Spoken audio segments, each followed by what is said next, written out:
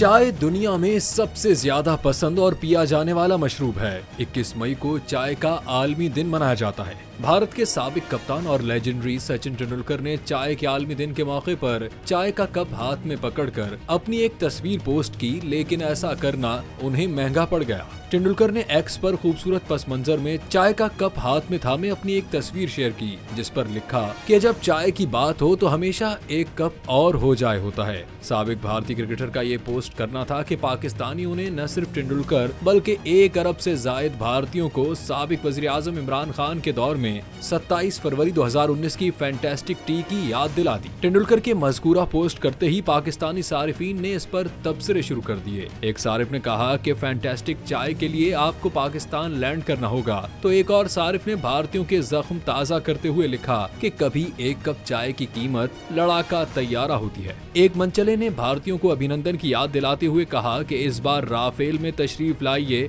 और हमें एक और मोहब्बत भरी चाय की मेजबानी का मौका दीजिए। वाज़ेह रहे कि फरवरी 2019 में पुलवामा फॉल्स फ्लैग ऑपरेशन की आड़ में भारतीय तैयारों ने पाकिस्तानी हुदूद की खिलाफ वर्जी की, लेकिन शाहीन पूरी तरह चौकस थे। साबिक वज़ीर-ए-आज़म की हिदायत पर पाक फज़ाइया ने MiG-21 भारतीय तैयारा मार गिराया और पायलट विंग कमांडर अभिनंदन को गिरफ्तार कर लिया था।